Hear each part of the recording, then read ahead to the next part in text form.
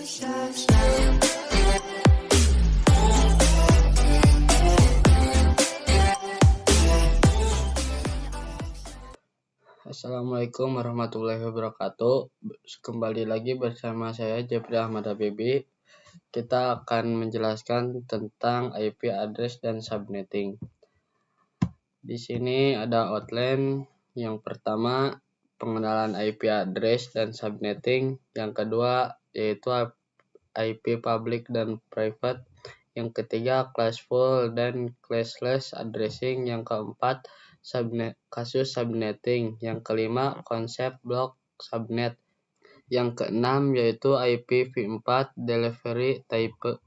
Yang ketujuh yaitu konsep switch dan router. Langsung saja ke pembahasan.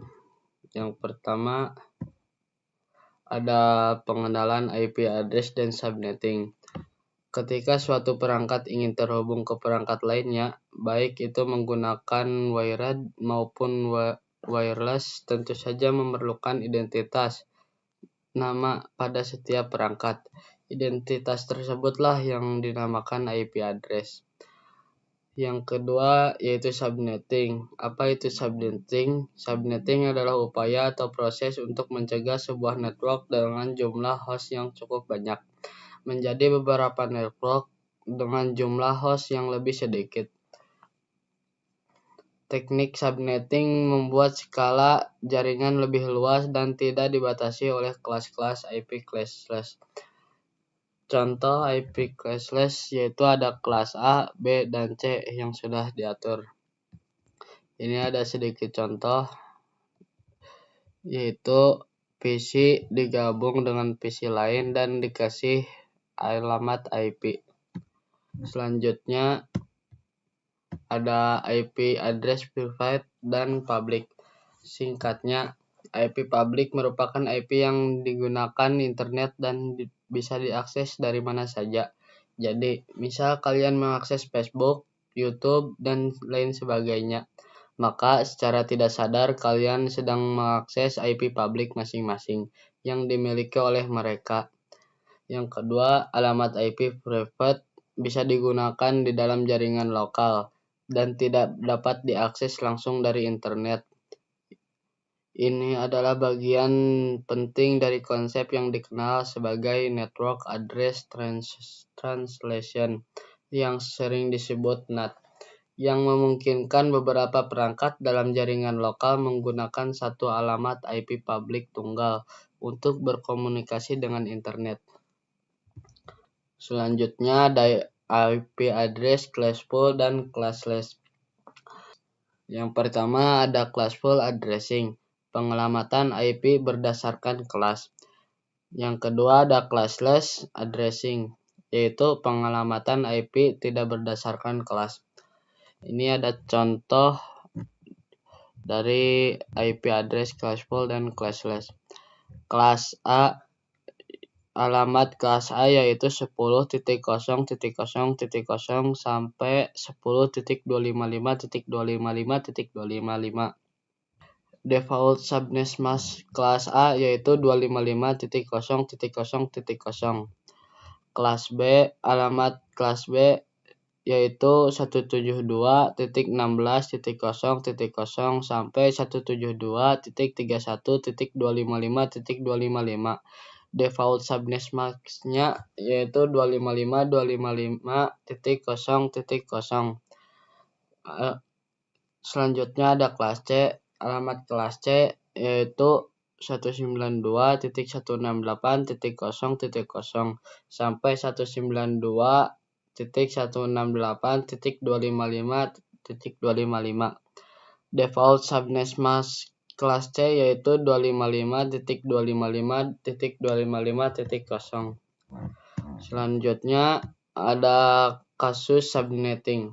Untuk melakukan proses subnetting, Anda akan melakukan beberapa proses seperti prefix yang sesuai, subnet mask, IP network, IP broadcast, range IP yang bisa digunakan. Studi kasusnya yaitu 60 host, 150 host, dan 192.168.10.43/26. Ini ada contoh dari kasus subnetting. Contoh manfaat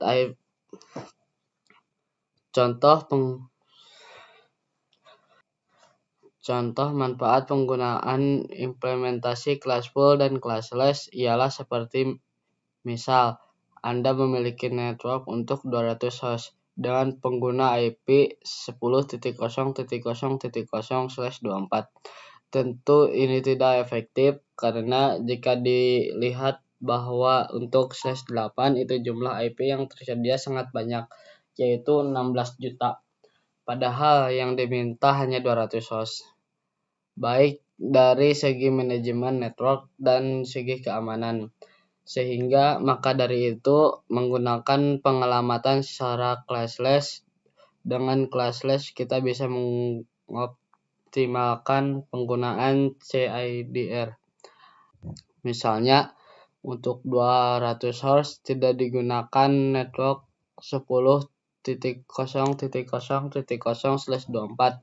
Yang digunakan yaitu 10.0.0.0/24. Subnetworknya yaitu /25/26/27/28. Dari contoh ini kalian bisa belajar tentang subnet mask. Selanjutnya ada information. Yang pertama ada ID, yaitu identitas suatu kelompok IP atau subnet. Yang kedua, broadcast, yaitu alamat IP yang digunakan untuk memanggil semua IP dalam satu kelompok. Ini ada contoh, yaitu ada 4 perangkat yang dikasih IP di setiap PC-nya. Selanjutnya ada konsep blok subnet. Yang pertama IP network, yang kedua IP broadcast, yang ketiga diibaratkan seperti ruangan, yang keempat setiap blok subnet by default tidak bisa saling ping komunikasi.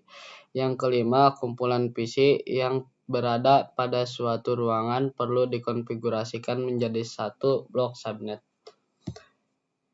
Ini ada contoh dari konsep blok subnet. Prefix-nya yaitu /24, network mask-nya yaitu 255.255.255.0. Available subnetnya yaitu 1, usable host per subnetnya yaitu 254, total usable hostnya yaitu 254, total IP per subnet, include net dan baud address yaitu 256, dan seterusnya. Selanjutnya ada IP v4 delivery type. Yang pertama ada unicast. Apa itu unicast? Unicast adalah one-to-one communication. Yang kedua multicast, yaitu one-to-many communication. Yang ketiga broadcast, yaitu on-to-all communication.